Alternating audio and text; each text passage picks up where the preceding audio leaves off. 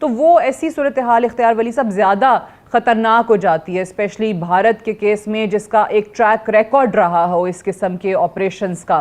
तो आप इस इंसिडेंट को कि अपने ही सयाहों को मरवा के पाकिस्तान पे इल्ज़ाम डाल देना, आप इसको एज आइसोलेटेड इंसिडेंट देख रहे हैं इस वक्त, या आपको कोई ब्रॉडर रीजनल पैटर्न नज़र आ रहा है? और आपको क्या लगता है, क्या खदशात मौजूद हैं इस वक्त, इंडिया क्या कर सकता है?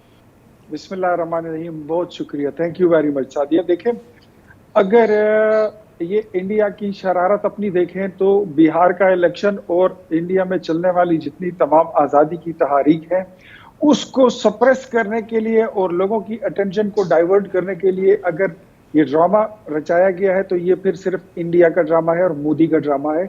और वो अपने सियासी मफादात और सियासी पॉइंट स्कोरिंग के लिए उसने ये ड्रामा किया हुआ है। जितना ये फॉल्स फ्लैग ऑपरेशन है, फिर इसका तो मतमा नजर और जो नुक्ता है वो यही आता है।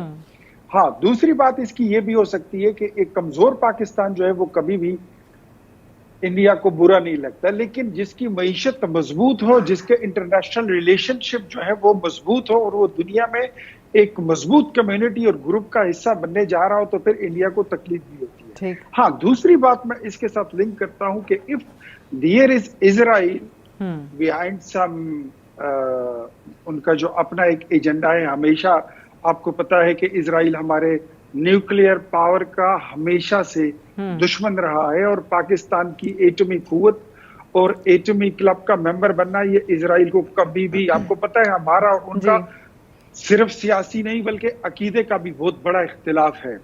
तो अगर इसमें इजराइली वेंडेटा शामिल है तो फिर ये जंग जो है मैं समझता हूं कि ये फिर इंडिया की भी नहीं है, ये फिर Israel is going to fight it. लेकिन अब इसके बाद आप ये देखें कि जब भी कोई इस तरह की सिचुएशन बनती है तो उसमें सबसे पहले आपकी पॉलिटिकल गवर्नमेंट को अपनी पॉलिटिकल पोजीशन लेनी पड़ती है, जो हम ले चुके हैं। वजीर आजम शहबाज शरीफ जो इस वक्त पोजीशन ले चुके हैं, सबसे पहले उनका जो रिस्पांस था वो यही था, पीएमए काकुल में खड़े होकर उन्होंने कहा कि आपका जो पहलगाम का वाकया है that is a false flag operation, वो एक स्क्रिप्टेड और एक इंजीनियर्ड वाकया है।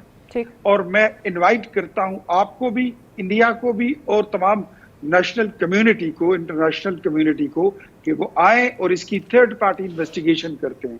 तो मेरे ख्याल में वो पाकिस्तान के मौकफ की आज दुनिया जो है, आज मैंने देखा कि चाइना से भी बड़े अच्छे तज्जियाकारों ने भी, बड़े अच्छे बासर लोगों ने हमारी मौकफ का उन्होंने उसकी तायीद की है। ईरान आपके साथ खड़ा हो रहा है, अजरबैजान आपके साथ खुल के खड़ा हो गया, यूएई आपके साथ खड़ा हो रहा है, सऊदीया के साथ, इन तमाम, तुर्की के साथ वजीर आजम ने अपना लाइजॉन और अपने राब्ते बहाल किए रखे हैं। तो that is our diplomatic strategy internationally, जिसको मैं समझता हूं कि एक बेहतरीन स्ट्रेटेजी थी कि उनकी खेली हुई गेंद और उनका खेला हुआ शॉट जो है वो हमने उनकी तरफ टर्न कर दिया है। और मेरे ख्याल में अमेरिका ने जो उनको कॉल की है, जो फॉरेन सेक्रेटरी ने उनके कॉल किया था जयशंकर को, तो उसमें भी जॉइंट इन्वेस्टिगेशन की बात हुई थी। तो मेरे ख्याल में वो हमारे पॉलिटिकल मौकफ की फतह है। दूसरी जो आपकी सबसे बड़ी फतह है वो ये है कि आपके जनरल जो है, जनरल आसिम मुनीर, उन्होंने अपनी अस्करी पोजीशन लेते हुए और एक जंगजू और एक बेहतरीन फाइटर की पोजीशन लेते हुए वो फ्रंट फुट पर जाकर जवानों के साथ खड़े होकर, टैंक के ऊपर खड़े होकर उन्होंने मैसेज दिया कि हम जंग चाहते नहीं है, अमन हमारी ख्वाहिश है, लेकिन अगर जंग थोपी गई तो पाकिस्तान का बच्चा बच्चा और पाकिस्तानी फौज हम हर किस्म के असलहे से लेस हैं, थैंक्स टू मियां नवाज शरीफ जिन्होंने हमें एटमी कुव्वत बनाया था, वरना आज ये दुनिया हमें काट खा जाती। ये जो एटमी मिसाइल जो हमारे पाकिस्तान के शाहीन, होरी, अब्दाली, हतफ, नसर, ये अगर कुव्वतें हमारे पास नवाज शरीफ का तोहफा ना होती, नवाज शरीफ की हुकूमत का बनाया हुआ JF-17 थंडर आपके पास ना होता, तो आज अब्दाली वेपन सिस्टम भी लॉन्च कर दिया। एंड ये हुई आपकी अस्करी पोजीशन। नंबर 3 आपकी पोजीशन फिर अवामी होती है। तो इस वक्त आई एम प्राउड टू से कि पाकिस्तान की तमाम जितने भी पॉलिटिकल पार्टीज हैं इस वक्त वो सब कहते हैं कि सियासी मफादात और सियासी तजादात वो एक साइड पर है, नजरियात साइड पर है। हमारा नजरिया इस वक्त दो कौमी नजरिया है।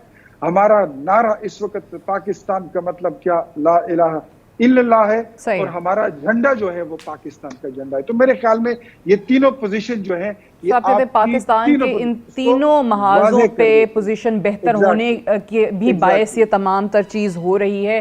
सो ये पूरी इस वक्त जो टेंशन है उसका इम्पैक्ट आप मज़ीद क्या देखते हैं सूबे के ऊपर, क्योंकि इस वक्त वहाँ हालात कुछ अच्छे नहीं हैं।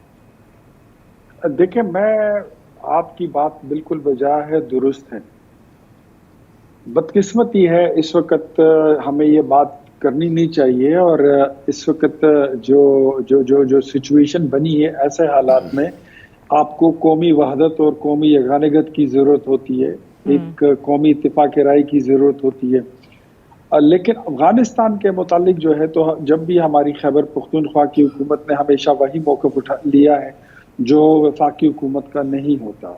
मतलब इन्होंने अपनी इंडिपेंडेंट कोई पॉलिसी बनाने की कोशिश की होती है। और हम समझते हैं कि अफगानिस्तान के साथ जो हमारा बॉर्डर था वो कभी इतना गैर महफूज नहीं रहा जितना अभी गुज़श्ता कुछ सालों में हो चुका है, क्योंकि वहां पर इंडिया और इजराइल ने आकर अड्डे बना लिए हैं। तो वहां पर अड्डे बनाने का मकसद आपके इस बॉर्डर को, अफगानिस्तान पाक अफगान बॉर्डर को गैर महफूज बनाना था। मेरे ख्याल में खैबर पख्तूनख्वा की हुकूमत को इस वक्त अपने पॉलिटिकल तजादात और मफादात को एक साइड पर रखते हुए, हुकूमत के साथ अपने इख्तिलाफात को एक साइड पर रखते हुए पाकिस्तान के साथ खड़ा होना चाहिए कि वो अपना पोजीशन जो है वो वाजे करें। क्योंकि मेरे ख्याल में कल गवर्नर खैबर पख्तूनख्वा ने भी जो स्टेटमेंट दी थी वो भी तवज्जो तलब है, कि उन्होंने भी इस तरह की एक बात की थी कि अली अमीन साहब की जो हुकूमत है पाकिस्तान तहरीक इंसाफ की खैबर पख्तूनख्वा में, तो वो कोई और फ्रीक्वेंसी के साथ बोल रहे हैं, तो उनकी फ्रीक्वेंसी जो है वो पाकिस्तान के साथ होनी चाहिए। मेरे ख्याल में इस वक्त हमें तमाम सूबों को बशमूल कश्मीर, बशमूल गिलगित बल्तिस्तान, हमें यकजान और एक आवाज होकर हमें बात करनी होगी। जहां तक बात है, अगर चाहे वो कोई भी बॉर्डर हो, वेस्टर्न बॉर्डर हो या कोई और बॉर्डर हो, कहीं से भी दुश्मन अगर हमला करने की कोशिश करे या सोचे भी, तो हमने उसका मुजाहरा 29 और 30 अप्रैल की रात को कर दिया था कि जब इंडिया के राफेल तैयारे उठे तो उसको किस तरह जैम किया गया और किस तरह उनको हवा सबाख्ता करके अंबाला से उठने वाले तैयारे मजबूरन उनको श्रीनगर में लैंड करना और ये वो पड़ा। तैयारे जिसके बारे में भारत दावा करता था कि कुछ, इसके बावजूद मैं I would must add a few sentences कि अगर कोई शरारत की गई तो Pakistan is not a banana republic. और ये जो एटम बॉम्ब है ये हमने अपनी दिफा के लिए रखा हुआ है। ये जो हमारे मिसाइल टेक्नोलॉजी और पावर है, ये हमारी शोबिस के लिए नहीं है, ये कोई बॉलीवुड और लॉलीवुड का सामान नहीं है। ये पाकिस्तान और पाकिस्तानी कौम की सलामती की दिफा के लिए है। और अगर किसी ने शरारत की, जंग थोपी गई, तो हमारे मिसाइल का रेंज जो है वो डायरेक्ट इजराइल तक है। और इंडिया का एक एक शहर, एक एक चप्पा वो हमारे निशाने पर है। फिर बचेगा कोई भी नहीं, उस जंग में कोई भी नहीं बचेगा। एंड मुझे पता है कि अफगानिस्तान इस जंग में कोई बेवकूफी और गैर जिम्मेदारी का मुजाहरा नहीं करेगा।